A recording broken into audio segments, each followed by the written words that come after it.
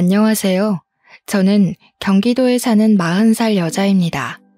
드라마에서도 현실에서도 시어머니는 며느리들을 힘들게 하기 마련이죠.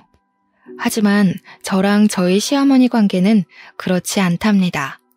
어찌 보면 믿기 힘든 얘기일 수도 있겠네요. 지독한 시월드에 시달리다 함께 탈출한 시어머니와 제 이야기 한번 들어보시겠어요? 저는 별로 행복하지 못한 어린 시절을 보냈어요. 어렸을 때 아버지가 술을 많이 드셨습니다. 매주 찌그러진 주전자를 버리고 새 주전자를 사와야 했으니 말 다 했죠. 엄마는 최악의 상황에서도 저를 잘 키우려고 애쓰셨지만 제가 고등학생이 되던 해 결국 아버지와 이혼하셨습니다. 엄마는 한창 공부해야 하는 나이인 저에게 많이 미안해 하셨어요. 가정을 지켜주지 못해서 미안하다고 하셨습니다. 하지만 저는 오히려 엄마가 하루라도 빨리 이혼하길 바라고 있었어요. 요즘 같은 세상에 이혼이 무슨 대수라고 자꾸 미안하다 그래요?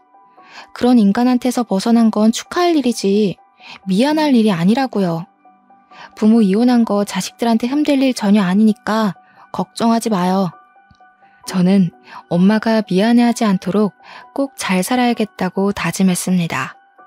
열심히 공부해서 좋은 대학에 갔고 식품영양학으로 대학원 공부도 마친 뒤 대기업의 연구직으로 입사했어요. 그리고 회사 후배인 3살 아래의 남편을 만나 결혼했습니다.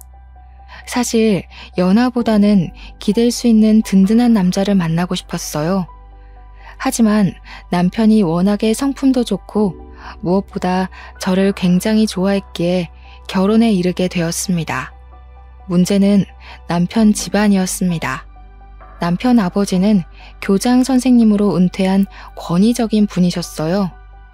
남편네 삼형제는 아버지 앞에서 큰 소리도 내지 못하고 아버지가 설교를 하면 무릎을 꿇고 경청하더군요. 사실 진짜 조선시대에 사는 건 시어머니였어요. 시아버지는 60이 넘은 시어머니에게 아침마다 구첩반상으로 밥을 차리게 했습니다. 40년 넘게 이어져 온 그 집안의 전통이었어요. 집안에는 결혼 안 한 시고모까지 있었죠. 시부모에게 인사드리러 간 자리에서 무릎을 꿇고 앉았다가 피가 안 통하는 다리를 두드리며 제 현실을 실감했습니다. 솔직히 좀 도망가고 싶었어요. 시부모님이 저희 집이 이혼 가정이라는 것에 대해 대놓고 내색은 안 해도 별로 탐탁치 않아 하는 게 느껴지기도 했고요. 하지만 남편이랑 사이가 무척 좋았고 남편이 자기는 아버지랑은 전혀 다르다며 저를 설득했어요. 아버지 고집은 아무도 못 꺾고 우리도 그냥 그러려니 하고 사는 거야.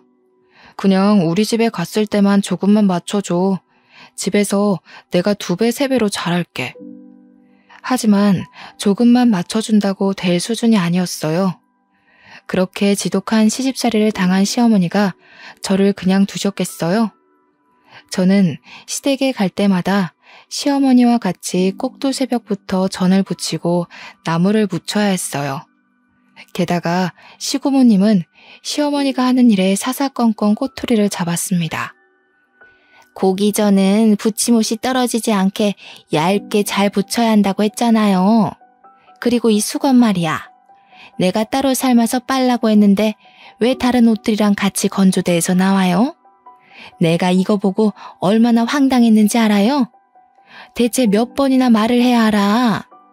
시어머니는 그 구박을 묵묵히 듣고만 있었어요. 시아버지나 남편 형이나 동생도 그런 일이 흔한 일인 듯 아무렇지 않아 보였습니다. 게다가 시댁은 알고 보니 제사를 1년에 10번이나 지내는 집안이었어요.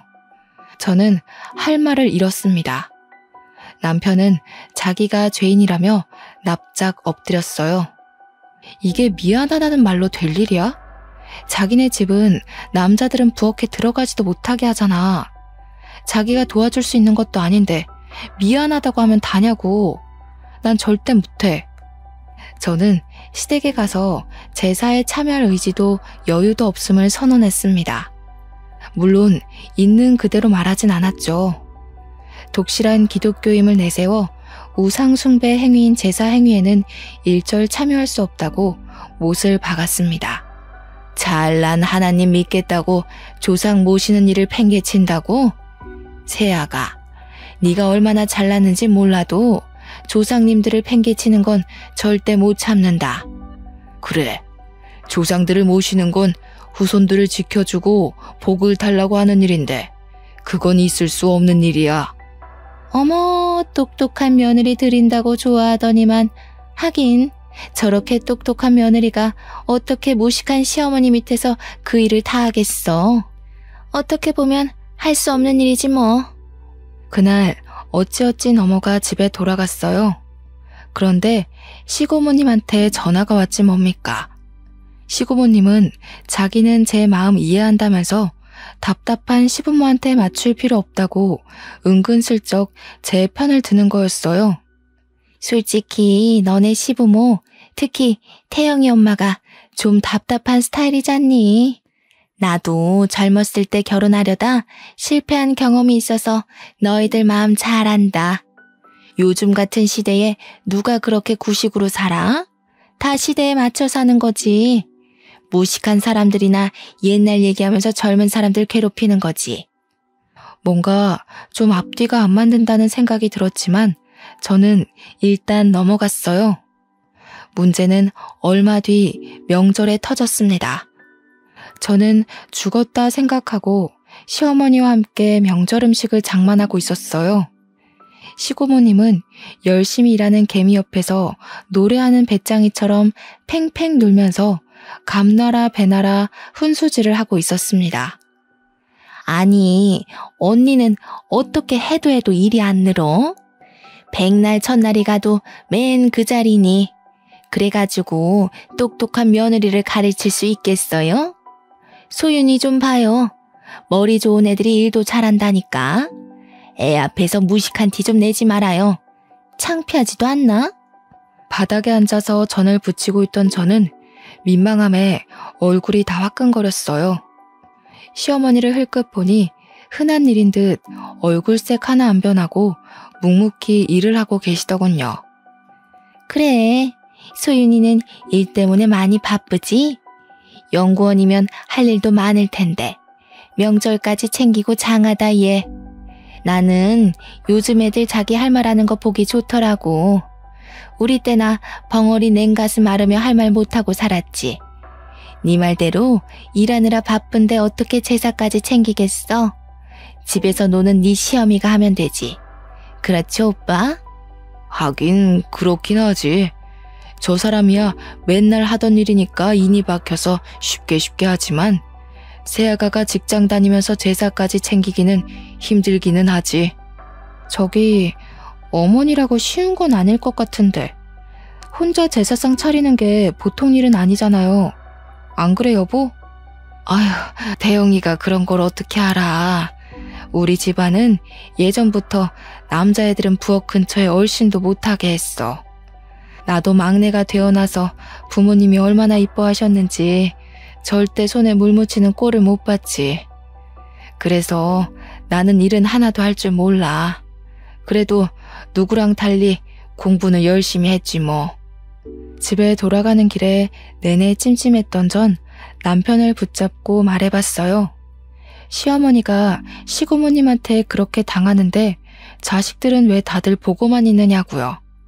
남편은 그런 말을 처음 들었는지 깜짝 놀라더군요. 자기들은 엄마가 그런 취급을 받는 게 워낙 굳어져서 잘못됐다는 생각도 못했다는 거예요. 나이 60이 넘도록 시누이까지 모시고 살면서 시집살이 당한다는 게 말이 돼? 지금이 어떤 시대인데 남편은 물론이고 아들이 셋이나 있는데 다들 강 건너 불구경이고. 솔직히 어머니가 나한테 잘해주는 건 아니지만 그래도 그렇게 당하고 계시는 거 보기가 좀 그래. 제 말에 남편은 꿀먹은 벙어리처럼 가만히 듣고만 있었습니다. 그러다가 남편이 집안의 가부장적인 분위기가 얼마나 심각한지를 깨닫는 일이 있었습니다. 남편 집은 3층짜리 다세대 주택을 갖고 있었는데 시댁 식구들은 3층에 살고 아래층은 모두 새를 놓고 있었어요. 지하방에는 방글라데시에서 온 30대 초반의 남자가 살고 있었어요. 시부모님은 방글라데시 남자를 영 좋아하지 않더라고요. 피부색이 까만 것뿐인데 잘 씻지 않는 것 같다면서 대놓고 흉을 보곤 했습니다. 가까이 가면 냄새 나는 것 같다면서요. 왜 저렇게 안 씻고 다니는 건지 모르겠다니까. 저 방이 저렇게 해가 안 들고 퀴퀴하지 않았더라면 저런 애는 안 들였을 텐데. 냄새 나니까 웬만하면 안 돌아다녔으면 좋겠구먼. 왜 마당에까지 나와서 활개를 치는 건지 원. 그러게 말이야. 무슨 운동을 한다고 맨날 저러는데 들어가라고 해도 말도 안 듣고 무슨 자랑이 났다고 저렇게 냄새를 풍기는 건지. 다음에는 아무리 그래도 저런 애들은 들이지 말아요. 차라리 비워놓고 말지. 시꺼먼 애가 돌아다니는 거 볼 때마다 내가 깜짝깜짝 놀란다니까.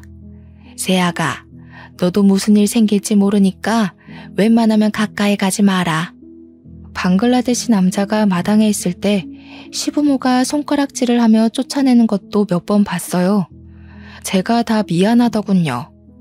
전 그 사람이 지나가면 고개 숙여 인사를 건네곤 했습니다. 어쩐지 마음이 좀 짠하기도 하고요. 추석 때는 그에게 송편과 전을 좀 가져다 줬어요. 오늘 한국 명절인데 이거 한국에서 명절에 먹는 음식이에요. 입에 맞을까 모르겠지만 사람들 다 가족끼리 모이는데 방글라데시에 있는 가족들 생각나서 쓸쓸하겠어요.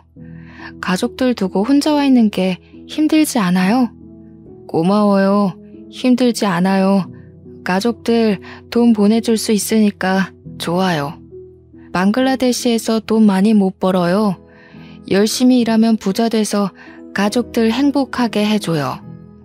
그러다 시어머니가 한밤중에 밖에서 서성이다 강도를 만나는 일이 생겼어요. 빨래를 제대로 나눠서 하지 않았다며 짜증을 내는 시누이 편에서 거드는 남편을 보고 시어머니가 마음이 상하신 거죠.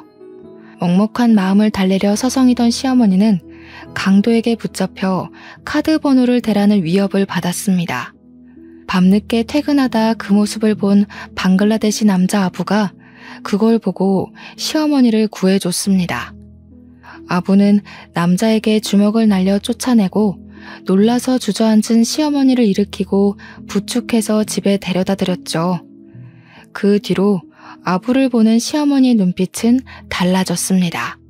TV에 외국인들 사람도 죽이고 무서운 짓 하는 것만 나오니까 걔도 무슨 꿍꿍이가 있는지 늘 의심이 됐는데 옆에서 잡아주는데도 냄새는 하나도 안 나고 오히려 천사처럼 광채가 나는 것 같지 뭐니. 역시 사람은 겉으로 봐선 모른다니까. 맞아요, 어머니. 외국인 노동자 중에도 좋은 사람이 있겠죠. 우리나라 사람 중에도 착한 일 하는 사람, 나쁜 일 하는 사람 있잖아요. 시고모님이랑 시아버지는 그 일을 겪고도 전혀 달라지지 않았어요. 그러다 결국 일이 터지고 말았습니다. 시고모가 아침에 나와 운동하는 아부를 보고는 집의 마당에 있던 대야로 물을 뿌려버린 거였어요. 아부는 깜짝 놀라서 멍하니 쳐다보고 있는데 시고모는 빨리 안 들어가냐며 뺨까지 때리려고 했다고 해요. 마침 아침장을 보고 오다 그걸 본 시어머니가 깜짝 놀라서 시고모님을 말렸고요. 시고모님은 그런 시어머니를 밀어버렸습니다. 감히 나한테 명령을 하냐면서요. 하필이면 시멘트 바닥에 넘어지신 시어머니는 그만 팔이 부러지고 말았어요. 더 가관인 건 시아버지가 그 상황에서도 시어머니 편을 안 들고 시고모 편을 들었다는 겁니다. 하찮은 외국인 놈 편드느라 시누이를 화나게 한 시어머니 잘못이라면서요. 기가 막힐 노릇이죠. 시어머니도 드디어 폭발하고 말았습니다. 그게 어떻게 내 잘못이니? 불쌍한 애를 괴롭히는데 그럼 내가 그냥 가만히 있어야 하니? 네 아버지랑 고모는 어쩜 그렇게 한결같이 사람들이 매정에 빠졌니? 어려서 공부 못한 것도 서러운데 무식하다고 구박이나 받고 에이구, 내가 죽고 나서나 정신들을 차리지. 어머니, 잘못하신 거 하나도 없어요. 진짜 고모님도 그렇지만 아버님도 해도 해도 너무하시네요. 팔 나으실 때까지 집에 들어가지 마시고 여기서 좀 쉬세요. 진짜 그래도 되겠어? 나는 너 바쁜데 괜히 불편하게 패 끼칠까 봐. 시어머니가 돼가지고 잘해주지도 못하는데 일만 잔뜩 시키고. 내가 소윤이한테 미안하구나. 아니에요. 일은 어머니가 제일 많이 하시잖아요. 괜히 가서 무슨 일을 또 당하실지도 모르고. 여기서 쉬시는 게 저희도 마음 편해요. 그치 여보? 그리고 저는 남편에게 시아버지랑 시고모가 시어머니에게 사과하게 해야 한다고 말했습니다. 대체 시고모님이 시어머니를 다치게 하는 게 말이 되느냐고요. 남편도 엄마가 다친 걸 보고는 충격을 받긴 한 것 같더라고요. 제 말에 고개를 끄덕이며 제 아버지에게 전화를 걸었지만 소용이 없었죠. 남편 말에 따르면 시아버지는 시어머니에게 사과 안 하는 게 자기 자존심 문제라고 했다는 겁니다. 아버지의 말을 들은 남편은 더 생각이 많아졌죠. 그때 저희 엄마도 저희 집에 와서 얼마간 있기로 하셨어요. 엄마는 방문 요양보호사로 일하고 계셨거든요. 돌보던 환자가 입원해서 시간이 좀 생겼다고 서울 구경도 할 겸 저희 집에 와서 좀 있다가 가시기로 한 거였죠. 시어머니가 팔을 잘 못 쓰시니 요리도 마음대로 못 하시고 씻을 때도 어려움이 있었죠. 저희 엄마는 옆에서 시어머니를 많이 도와주셨습니다. 저희 엄마도 예전에 남편에게 당한 게 있다 보니 시어머니 일이 남일처럼 보이지 않는다고 하셨어요. 그렇게 두 분이서 가까이 지내시더니 같이 산책도 가시고 근처에 공연이 있다면서 같이 보러 가시기도 하더라고요. 아까 보니까 이번에 문화센터에서 효도 공연을 한다고 하던데 김영훈이가 온다 그러더라고. 김영훈? 김영훈이 이런 데로 온다고? 나는 별로 좋아하지는 않지만 어디 잘하나 한번 보러 가볼까? 두 분이서 공연을 보고 와서 어찌나 즐겁게 얘기들을 나누시는지요. 얼굴이 발갛게 상기되셔서요.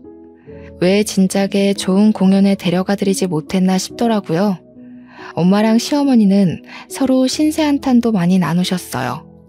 방문 요양 가면 어르신 어르신 이렇게 부르면서 깍듯하게 대해야 하거든. 우리도 공부해서 자격증 딴 사람들인데 나이 드신 분들이다 보니 우리를 식모 정도로 생각하더라고. 요양사님이라고 안 하고 아줌마 이거 좀 가져와 저거 좀 가져와 하면서 하대한다니까. 가끔 내가 이 나이 먹고 뭐하나 싶어. 그러니까 그만두시라니까요. 엄마 생활비 보내드린다잖아요. 에이그 내가 또 무슨 할 일이 있다고 집에서 놀겠어? 노는 것도 놀던 사람이나 노는 거지. 우리는 놀 줄 몰라서 놀지도 못해. 아유 사부인은 그래도 남들한테 하대당한 거잖수. 나는 가족들 수발 다 들면서 욕먹는데 뭐. 못 배운 게 죄다. 내가 할 줄 아는 것만 있었어도 신우랑 남편한테 이런 취급 안 당하면서 살지. 이러면서 40년을 살았어요 내가. 사부인이나 나나 남편 복 없으니 팔자가 그러려니 해야지 어쩌겠어. 아니 점잖은 교장 선생님 부인이 그렇게 고생하면서 살지 누가 알았겠소? 소윤이 아빠야 툭탁하면 술 먹고 들어와서 집안을 뒤집어 놨지.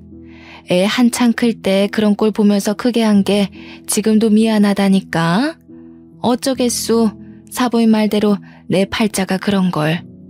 내 가만히 보니까 마음 편하게 사는 사람 몇 없더라고.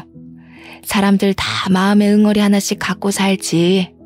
그래도 이렇게 서로 이야기 나눌 사람이 있으니 얼마나 좋아요. 아들이 셋이나 있으면 뭐래? 여태까지 아무도 내 얘기 안 들어준걸. 나는 그게 안 된 일인지도 모르고 그러려니 하고 살았지. 아이고 아들들이 있어도 도움이 안 되니 혼자서 얼마나 냉가슴 앓으셨겠소. 주변에도 보니까 딸이 있어야 한다고 그러더라고. 이제라도 우리한테 좀 마음 내놓고 그러고 살아요. 두 분은 그렇게 서로를 위로하며 더 친해지셨습니다. 사실 두 분 다 사회생활을 안 하시다 보니 몇십 년 만에 처음으로 마음을 터놓을 친구가 생긴 거였죠. 한날은 제가 마음을 먹고 저희 엄마랑 시어머니를 좋은 레스토랑에 데려갔어요. 두 분 다 열심히 집안일하고 밥 벌어먹을 걱정만 하셨지 좋은 데서 밥 한 번 못 드셔봤거든요. 남편은 친구들이랑 놀라고 밖에 내보내고 여자들 셋이서 분위기 좋은 음식점에서 맛있는 음식을 먹었습니다. 제가 엄마와 시어머니에게 하고픈 말이 있었거든요. 저는 엄마가 고생해서 뒷바라지 해주신 덕분에 공부를 잘 마치고 좋은 직장까지 얻었는데 엄마는 항상 제자리인 게 늘 마음에 걸렸거든요. 시어머니도 마찬가지였죠. 그 시절엔 여자애들을 공부를 안 시켰기 때문에 공부를 못했을 뿐인데 무식하다고 구박당하시는 게 얼마나 억울합니까? 엄마, 그리고 어머님, 저랑 태영 씨는 직장에서 자리도 잡고 이번에 태영 씨도 월급이 올라서 더 살만해졌거든요. 저희는 풍족하진 않아도 누릴 거 다 누리면서 컸는데 어머님들은 그러지 못하셨잖아요. 이제 자식들도 다 컸으니까 가족들 걱정일랑 조금 내려놓으시고 이제 자신들을 위해서 사셨으면 좋겠어요. 아이고, 우리가 이 나이에 무슨 욕심을 부리겠니? 너희들 잘 사는 모습 보고 손주 생기면 손주나 봐주는 낙으로 사는 거지. 두 분 다 저보다 훨씬 똑똑하시고 현명하신데 공부를 못하셔서 서름 당하면서 사시는 게 마음이 아파요. 저희가 도와드릴 테니까 검정고시 공부해 보셨으면 좋겠어요. 요즘엔 대학도 만학도 전형이라는 것도 있거든요. 형편상 공부를 못하셨던 고령자들한테 대학 입학 문턱을 낮춰서 공부할 기회를 주는 전형이에요. 저희 엄마는 이 나이에 무슨 공부냐고 하시는데 시어머니는 눈시울을 붉히고 아무 말씀도 안 하시더라고요. 제가 괜한 짓을 한 건가 싶었어요. 무시당하며 사는 것도 서러운데 제가 괜히 콤플렉스를 자극해서 마음 아프게 해드린 게 아닌가 해서요. 두 분은 결국 거절하셨습니다. 70이 다 됐는데 그냥 살던 대로 사는 게 좋다고 하시면서요. 시어머니는 별 말씀은 안 하시고 엄마 말에 고개만 끄덕이셨죠. 얼마 뒤 시어머니는 팔에 깁스를 풀기도 전에 시댁으로 돌아가셨어요. 아무리 그래도 집을 너무 오래 비우는 게 마음에 걸린다면서요. 그런데 며칠 뒤 시고모님한테 전화가 오는 게 아니겠어요? 시어머니가 없는 동안 시아버지랑 시고모님은 엄마 없는 아이들처럼 라면이나 끓여 먹고 집안은 엉망이 된 채로 살았습니다. 남편도 몇 번 집에 갔다가 학을 떼고 돌아왔죠. 다 큰 어른들이 어떻게 집안 꼴을 그렇게 하고 사냐면서요. 그게 그럴 수밖에 없는 게 모든 일을 다 시어머니한테 시켰으니 할 줄 아는 게 없을 수밖에요. 시아버지는 그제야 너는 어떻게 그렇게 할 줄 아는 게 없냐며 시고모님을 나무랐다고 하시고요. 그동안은 제가 시댁에서 오는 전화를 제대로 받지 않거나 바쁘다면서 금방 끊어버렸습니다. 시고모님은 저한테 전화해서 그동안 받았던 서름을 토로하는 한편 그 화를 시어머니에게 돌렸습니다. 며느리야, 내 말 좀 들어보거라. 너네 시부 말이다. 자기도 할 줄 아는 것도 쥐뿔도 없으면서 나한테 뭐라 그러지 뭐야. 요즘 세상에 여자만 일하라는 법 있어? 안 해본 건 전화나 똑같지 뭘. 네 시엄마도 그래. 그렇다고 2달 넘게 안 들어오는 게 말이 되니? 여자가 소박 맞고 싶어 작정한 것도 아니고. 고모님, 여자만 일하라는 법은 없으면 저희 어머님한테만 일 시키는 건 이상한 거 아닌가요? 그리고 어머님이 오죽하면 집에 안 들어가셨겠어요. 어머예, 나는 어릴 때부터 막내로 귀하게 자라서 집안일은 일절할 줄을 몰라요. 너네 시엄마는 내가 아주 정신을 차리게 일 시키고 있는데 뭐. 세탁기 쓰지 말라고 다 손빨래 하라고 시켰어. 자꾸만 옷들을 섞어 빨아서 안 그래도 골치였잖니. 네? 세탁기를 못 쓰게 한다고요? 그래. 혼쭐이 나봐야 정신을 차리지 원. 안 그러면 손아래라고 시누이 무서운 줄 모르고 기어오르지 않니? 못 배웠으면 알아서 기는 맛이라도 있어야지. 무식한 주제에 제 주장은 다 챙기려고 하니 그게 문제지 뭐야? 무식한 사람 상대하는 우리도 피곤하다 얘. 너네 시엠이 집에 있을 때 너도 불편하지 않든? 아니요. 저희랑 또 저희 엄마랑 잘만 지내셨는걸요. 네가 아직 덜 당해봐서 그렇지. 손빨래하면서 정신 좀 차려보라고 했다. 어쨌든 집이 깨끗해지니까 살 것 같네. 말인지 방귀인지 알 수가 없었죠. 도대체 60년대도 아니고 세탁기를 일부러 못 쓰게 한다뇨. 세탁기가 여성들의 삶을 해방시켰다는 말까지 있는데 말이죠. 그날 저는 남편에게 말했습니다. 팔이 다 낫지도 않은 어머님한테 손빨래까지 시키며 시집살이를 시켰다는 게 말이 돼? 당신은 진짜 이런 걸 보고도 아무 생각이 없어?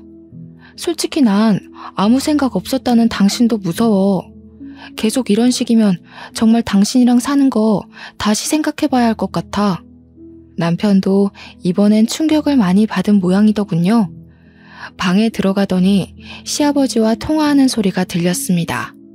아버지, 진짜 엄마한테 어떻게 그러실 수가 있어요? 엄마가 지금까지 아버지한테 얼마나 잘하셨는데요. 엄마 나이도 있으시고 몸도 성치 않으신데 그렇게 힘들게 일을 시키시면 어떡해요? 아버지가 말리셨어야죠. 아버지랑 고모랑 엄마한테 사과하셔야 한다고요. 하지만 시아버지는 치롱성이었어요. 네 엄마가 잘못한 거라면서 절대 본인들 잘못은 인정하지 않았죠. 평소 늘 온화하고 감정을 터뜨리는 법이 없는 남편도 결국은 분통이 터지고 말았습니다. 우리 아버지가 저렇게 편협한 분인지 몰랐다면서 화를 내고 혼자 머리를 싸매고 끙끙대더군요. 며칠 뒤 시어머니는 저희 집에 다시 오셨습니다. 나 어릴 적에 공장 나가면서 교복 입고 학교 가는 애들 보면 그렇게 부러울 수가 없었다. 그래도 나한테 주어진 팔자거니 하고 그래도 이만하면 부러운 거 없이 산다 하며 살아왔어. 그렇지만 공부 못한 게 늘 한이 되고 공부 못했단 이유로 무식하다는 소리 듣는 건 더 서러웠다. 엄마, 그동안 제가 마음 못해 하려 드려 죄송해요. 저는 그냥 엄마는 그렇게 사는 게 당연하다 여긴 것 같아요. 아버지가 엄마한테 그렇게까지 하실 줄이야. 지금까지 많이 참으셨는데 지금이라도 이혼하시는 게 낫지 않을까 싶은데. 내가 이 나이 먹고 이혼은 해서 또 뭐 하겠니? 그 집에서 당하는 꼴은 서럽지만 흔한 말로 무슨 부귀영화를 누린다고 이혼을 하겠어. 하지만 무식하다 무시당하는 건 이제는 싫다. 새아가 말대로 이제라도 공부해서 몇십 년 묵은 한을 풀어야겠어. 잘 생각하셨어요. 어머니, 정말 잘 생각하셨어요. 시어머니가 담담하게 이야기하는 모습을 보니 어쩐지 눈물이 날 것 같더군요. 시어머니가 검정고시 공부하기로 했다는 소식을 들은 저희 엄마도 결국 함께 검정고시 공부를 하기로 했습니다. 저는 두 분 생활비 걱정 말고 하고 싶으셨던 공부 마음껏 하시라고 말씀드렸어요.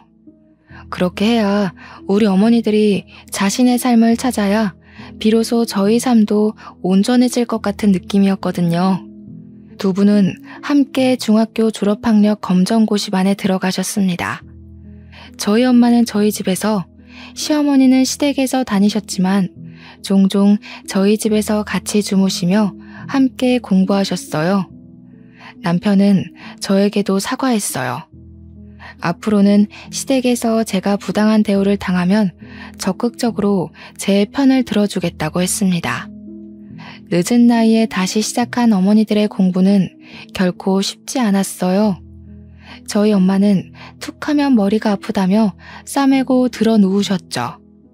시어머니도 열심히 공부하셨지만 중학교 졸업학력 검정고시를 두 번째 떨어졌을 때는 많이 실망하신 눈치더라고요.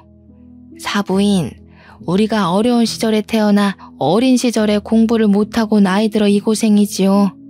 그래도 저는 이런 생각이 듭니다. 그래도 늦게라도 공부를 해볼 수 있다는 게 어딥니까? 우리가 마지막까지 하늘 품고 가지 않게 자식도 저렇게 응원해주고 시간은 아직 많이 남아있잖소. 저는 두 분이 포기하지 않으시도록 더욱 옆에서 열심히 응원하고 보조해 드렸습니다. 솔직히 말하면 저도 힘든 점이 많았습니다. 제 일만 해도 버거울 때가 많았거든요. 그래도 모르는 게 있다고 하시면 다른 일 다 제쳐두고 가서 알아들으실 때까지 설명해 드렸어요. 워낙에 공부를 안 하던 분들이시다 보니 처음엔 쉬운 개념도 잘 이해를 못 하실 때가 있었어요. 하지만 우리 어머니들이 누굽니까? 괜히 어머니는 강하다는 말이 있는 게 아니죠. 두 분은 포기하지 않았습니다. 중학교 검정고시에 합격하던 날 눈물을 흘리며 서로 부둥켜 안으시던 두 분이 생각나네요. 그날 시어머니는 집에 들어가 선언했습니다. 당신들 밥은 이제 당신들 손으로 차려 먹으라고요. 시어머니가 그런 말을 했다는 걸 듣고 저는 정말이지 속이 시원했답니다. 있을 때 잘하라는 말은 저희 시아버지를 위해 있는 말이 아닐까요? 시어머니는 저희 엄마랑 둘이서 노래교실도 다니면서 더욱 즐겁게 지내게 되었어요. 반대로 시아버지랑 시고모님은 집에서 죽상을 하고 있다가 남편과 형제들에게 전화에 툴툴거리기 일쑤였죠.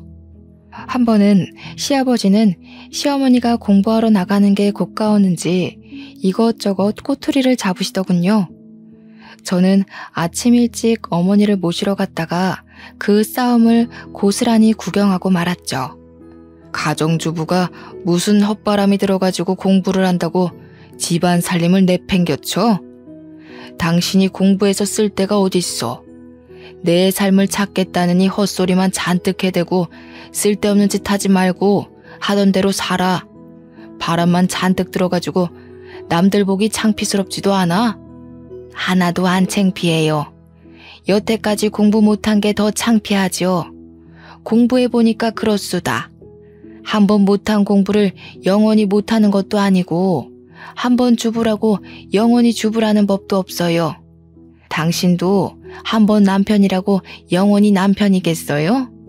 나도 지금까지 참을 만큼 참았으니까 당신이나 헛소리하지 마세요. 뭐야? 좋아, 그래. 100번 양보해서 공부하는 건 좋다 이거야. 그래도 집안 살림은 챙겨야 할 거 아니야. 사람이 자기 본분을 다하면서 하고 싶은 것도 해야지. 어떻게 하고 싶은 것만 하면서 사나? 당신 그렇게 근본 없는 여자였어? 당신 진짜 이런 사람 아니었잖아. 앞뒤는 맞게 살자 이거야 내 말은. 당신이랑 아가씨는 손이 없소 발이 없소. 당신도 은퇴했으면 그에 맞는 본분을 새로 찾아야지.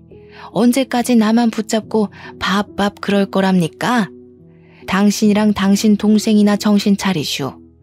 그 나이 먹도록 제 밥숟갈 하나 못 놓는 거야말로 창피하지 않아요? 이 여자가 진짜 말이면 단 줄 알아? 진짜 보자 하니까 안 여자가 됐으면 남편 밥상 보고 잠자리를 살피는 게 본분이지. 어디서 남편한테 꼬박꼬박 말대답이야? 진짜 돌아버린 거야? 진짜 밥상 뒤집어 엎어지는 꼴 보고 싶어? 그때 시고모님이 없었으니 망정이지 거기에 시고모님까지 더해지면 시어머니가 부글부글 끓다가 폭발할 것 같더군요. 일은 엉뚱한 데서 터졌습니다. 잔뜩 골이 나서 속이 베베 꼬인 시아버지가 방글라데시 남자 아부에게 화풀이를 한 거였어요. 시어머니는 없고 배는 고픈데 시고모님은 옆에서 말만 많지 아무 도움도 안 되죠. 담배나 피우려고 나가신 겁니다. 그런데 아부가 쉬는 날이었는지 이불을 내다 마당에다 걸고 있는 걸 보신 거예요. 시아버지는 냄새나는 이불을 왜 거기다 거냐면서 아부에게 화를 내다가 급기야 손찌검을 한 거예요. 시아버지의 손찌검에 아부는 그만 윗니가 하나 부러지고 말았어요. 그걸 본 2층 세입자가 경찰에 신고했고 시아버지는 경찰서에서 남편에게 전화를 했습니다. 저희는 깜짝 놀라서 경찰서로 갔어요. 시부는 미간에 힘을 잔뜩 준 채로 입을 꾹 다물고 경찰서 의자에 앉아 있었습니다. 아부는 한쪽 얼굴을 붙잡고 있더라고요. 보니까 얼굴이 많이 부어 있더군요. 아부 괜찮아요? 미안해서 어쩌죠? 저희 시아버님이 요즘 마음이 많이 안 좋으셔서. 그래도 그러면 안 되는 건데 남편이랑 제가 대신 사과할게요. 정말 미안해요. 괜찮아요. 소윤 잘못 아니에요. 나 운동신경 좋아서 많이 안 다쳤어요. 내가 잘 막아서 이빨 하나만 부러졌어요. 저는 치료비는 물론 일하느라 치료받는 데 지장이 없도록 합의금을 넉넉히 챙겨줘야 한다고 남편에게 말했어요. 그리고 제가 아부네 회사에 연락해 치료 때문에 회사를 못 나가는 것 때문에 잘리지 않도록 잘 부탁도 드렸어요. 시어머니도 시아버지에게 아부에게 사과하고 합의금을 넉넉히 챙겨주라고 말했어요. 시아버지는 끽소리도 못하고 합의금을 마련해 줬습니다. 그런데 아주버님이 저한테 전화해서 화를 내는 게 아니겠어요. 제가 중간에 끼어서 아버님 편은 안 들고 그 외국인 편을 들어준다는 거였습니다. 재수씨가 그러면 안 되죠. 저번부터 느꼈는데 왜 그렇게 자기 생각 가지고 아버지를 몰아붙여요? 엄마 검정고시 공부한답시고 집안 살림 내팽개치고 노랫바람까지 든 것도 재수씨가 바람 넣은 거잖아요. 시집을 왔으면 그 집안 법에 따를 줄도 알아야죠. 재수씨가 똑똑하다고 재수씨만 옳고 다른 사람들은 다 무식한 줄 알아요? 제가 받아치려는데 남편이 갑자기 전화기를 뺏어들었습니다. 아버지가 잘못한 건데 형은 왜 그걸 소윤이한테 그래? 그건 진짜 인간으로서 해서는 안 되는 일이잖아. 더구나 교육자셨는데 자식이고 며느리라고 아버지가 무슨 짓을 하든 다 편을 들어드려야 돼? 우리가 그러면 아버지가 더 편협해지고 자기밖에 모르는 사람이 되는 거 모르겠어? 그 일이 있고서도 시어머니는 여전히 집안일에 굴레에서 완전히 벗어나지 못하셨어요. 시어머니가 아니면 집안 꼴이 자꾸 엉망이 되니까 그걸 두고 볼 수가 없으셨던 거죠. 사람이 한 번에 바뀔 수야 없으니까요. 시아버지랑 시고모님 등살에 못 견뎌 하시는 시어머니를 저는 아예 저희 집에 와 계시도록 했습니다.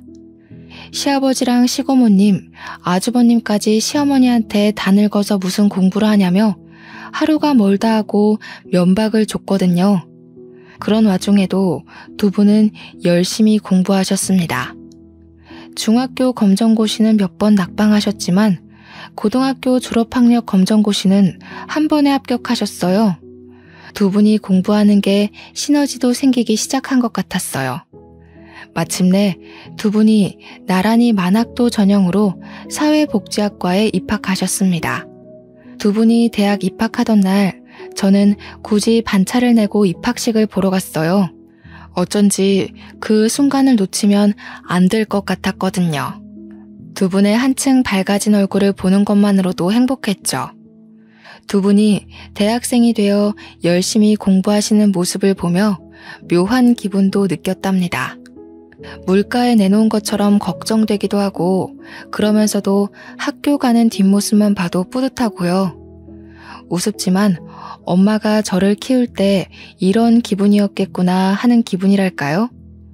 두 분은 학교에서뿐만 아니라 노인회관에서도 친구들을 많이 사귀시고 노래 모임도 더욱 활발히 다니셨습니다. 제 2의 인생이 꽃피우기 시작한 거죠. 소윤이 너 피꺼솥이 뭔지 아니? 피꺼솥. 우리 과 애들한테 배웠는데 하기는 너는 신세대들이 쓰는 단어는 이제 잘 모르지? 요즘은 MZ세대라고 부르더라. 피꺼솥? 피카츄 친척인가? 피로가 거꾸러질 정도로 솟아오른다? 아, 그러고 보니 진짜 피곤하네. 아, 내가 그걸 어떻게 알아요, 엄마. 으이그, 그거 하나 알았다고 딸을 약 올리네. 소윤이는 공부만 하느라 학생 때도 그런 말 몰랐을걸? 엄마 고생한다고 한눈 한번 못 팔았잖아. 소윤아, 비꺼솥이 뭐냐면 피가 거꾸로 솟는다. 피가 거꾸로 솟을 정도로 화가 난다. 대학을 졸업하던 날 엄마와 시어머니는 함께 특별상을 받으셨어요. 고령에도 불구하고 열심히 공부하는 모습으로 젊은 학생들에게까지 본보기가 됐다고 주는 상이었죠. 두 분이 뒤늦게 공부하느라 고생하신 걸 아는 저는 가슴이 찡했습니다. 두 분은 노인 심리상담사 자격증을 따서 노인회관에서 상담사로 일하기로 되어 있었습니다. 시간제 일이기는 하지만 그래도 취직이 된 게 어디예요? 저는 자꾸만 눈가가 촉촉해지면서도 한편으로는 이 순간을 마음껏 즐겨야겠다고 생각했습니다. 졸업식이 끝나고 저희는 근교로 드라이브를 나가기로 했어요. 다들 한껏 기분이 들떠 있었죠. 시어머니는 가져올 게 있다면서 잠깐 시댁에 들르겠다고 하셨어요. 기분 좋게 모자를 쓰고 나오려던 시어머니는 그만 시고모님한테 붙잡히고 말았어요. 한참을 기다려도 시어머니가 안 나오길래 제가 들어가 봤더니 두 분이서 한창 말싸움을 하고 있었습니다. 집구석에 기어들어오지도 않더니 또 어딜 기어나가는 거야? 이보세요, 김성희 씨. 제정신이세요? 제정신일 리가 없지. 안 그럼 저렇게 헛바람이 들 수가 있나. 집안 꼴 잘 돌아간다. 우리를 이렇게 무시하고도 언니가 무사할 줄 알아? 무사 안 하면 뭐 어쩌려고. 머리채라도 잡게요? 하긴 그런 게 아가씨한테 어울리긴 하지. 말도 함부로 하지 집안일 하나 할 줄 아는 게 없지. 입만 살아가지고 남 괴롭힐 줄밖에 더 알아? 이보세요, 최금희 씨. 저도 예전에 제가 아니거든요. 아가씨 대학 졸업장 없잖아. 시어머니는 졸업장을 시고모한테 던졌습니다. 말리려던 저는 팔을 뻗은 채로 그대로 굽고 말았어요. 솔직히 속이 시원했습니다. 우리 며느리가 그러더라고. 남들이 날 모욕할 때는 일단 녹음을 해두라고. 당신이랑 당신 오빠가 내가 공부하는 걸 갖고 미친 짓이라고 난리치면서 하루가 멀다 하고 욕한 거 다 녹음해놨어. 내가 멍청해서 가만히 있었던 게 아니라 위자료 적립하는 셈 치고 들었다 이거야. 뭐 위자료? 이 여편네가 돌아도 한참 돌았구먼. 위자료는 무슨 개코가 위자료야. 그리고 뭐 대학 졸업장? 참네. 이게 그렇게 대단해? 대학 졸업장만 있으면 뭐 칠푼이가 양반되는 줄 알아? 사람이 인간이 먼저 돼야지. 대학 졸업장 땄다고 하늘 같은 시댁 식구들한테 기어올라? 형편 어려워서 학교 못 다닌 거 가지고 무식하다 노래 부른 사람이 누군데. 근데 내가 공부해보니까 말이야. 진짜 무식한 게 뭔지 알아? 자기가 운이 좀 좋았던 거 가지고 남 깔아 뭉개는 거. 그런 게 진짜 무식한 거야. 이 무식한 여자야. 너희 잘난 오빠랑 둘이서 천년만년 라면이나 끓여 먹고 살으세요. 뭐야? 이 여자가 진짜? 시고모가 시어머니한테 달려드는 걸 제가 얼른 막아섰어요. 넌 또 뭐야? 그러고 보니 네가 이 사단의 원인 제공자지? 내년부터 잡아야겠다. 학교 좀 좋은 데 나왔다고 시댁 식구들을 우습게 보고 따박따박 말대꾸를 하질 않나? 하늘 같은 시고모를 제 아래로 보고 무시하질 않나? 처음부터 마음에 안 들었어. 이번엔 시어머니가 시고모를 막아줬어요. 거 험한 꼴 보지 말고 좋은 말로 할 때 빠집시다. 우리는 대졸자들끼리 좀 갈 데가 있어서. 나랑 같이 대학 졸업한 소연이 엄마도 밑에서 기다리고 있거든. 그치, 소연아? 네, 어머니. 좋은 날인데 예의를 모르는 분 때문에 망치지 말고 얼른 우리 갈 길 가요. 아, 그리고 고모님. 저는 문제의 원인을 제공한 게 아니라요. 문제를 시정한 것뿐이에요. 그 정도는 논리적으로 이해하셔야 하는데 이해가 잘 안 되시나 봐요. 당신 오빠 오면 이거나 전해줘. 시어머니가 시고모에게 두 번째로 던진 건 이혼 서류였습니다. 위자료를 받을 수 있게 소송 준비까지 잘 맞춰둔 뒤였죠. 그리고 저희는 계획대로 근교로 바람을 쐬러 갔습니다. 오리백숙을 맛나게 먹고 저수지 근처를 걷다가 시어머니는 말씀하셨어요. 뱃속에 아기도 있는데 그런 꼴 보게 해서 미안하구나. 나는 네 덕분에 지난 몇 년간 얼마나 행복했는지 모른다. 네가 없었으면 공부할 용기 같은 거 절대 못 냈을 거야. 네가 나한테 새 삶을 찾아줬어. 너한테 빚진 건 내가 아무리 갚아도 모자랄 것 같다. 아니에요. 저도 덕분에 얼마나 행복했는데요. 어머님이 없었으면 저희 엄마도 용기 내지 못했을 거예요. 저희 엄마가 공부해서 늦게라도 새 삶을 사는 거 그게 제 소원이었거든요. 저만 어머님을 도운 게 아니라 어머님도 저를 도와주신 거예요. 집을 나온 시어머니는 저희 엄마와 함께 저희 옆집에서 같이 살기 시작하셨어요. 태어난 아기도 두 분이서 같이 돌봐주시고 저희 엄마는 노인정에서 만난 할아버지와 연애도 하신답니다. 시아버지는 지금도 종종 연락을 하지만 시어머니의 마음을 돌리기엔 역부족이죠. 뒤늦게 결혼한 아주버님이 자기가 아버지를 잘 모신다고 난리를 치더니 밥이 입에 굴러들어올 때까지 기다리는 노친네 돌보기가 만만치 않았는지 쏙 들어가서 양로원에 보내기로 했다고 하더군요. 하긴 형님이 무슨 잘못이라고 그걸 다 감당하겠어요? 그래도 남편 아버지라 저희는 가끔 아기를 데리고 찾아뵙기는 합니다. 저희 아버지에게도 찾아가고요. 이혼 소송이 끝나고 시어머니는 45년간 희생한 대가로 2층짜리 건물을 하나 위자료로 받았습니다. 시어머니는 그 건물을 저희에게 주겠다고 하셨어요. 당신은 모아둔 돈이 충분하시다면서요. 건물 덕에 저희 부부는 조금이나마 경제적으로 나아졌고 그 여유를 어머님들과 인생을 마음껏 즐기는 데 쓰고 있답니다. 방글라데시로 돌아간 아부는 농장을 샀다면서 놀러오라고 연락을 해왔어요. 아부처럼 해맑은 그의 아내와 딸의 미소를 보니 참 기뻤습니다. 내년에는 엄마, 시어머니, 제 딸을 데리고 방글라데시를 다녀오게 될 것 같아요. 제 이야기는 여기서 끝이에요. 어머님들이 무시당하지 않게 공부하길 간절히 바랐지만 오히려 두 어머님을 보며 제가 더 많이 배운 것 같네요. 여러분도 좋은 시절 다 갔다 느껴질 때 그때가 바로 새로 시작할 때라는 거 기억해 주셨으면 좋겠어요. 다시 꽃피울 인생을 위해 파이팅입니다.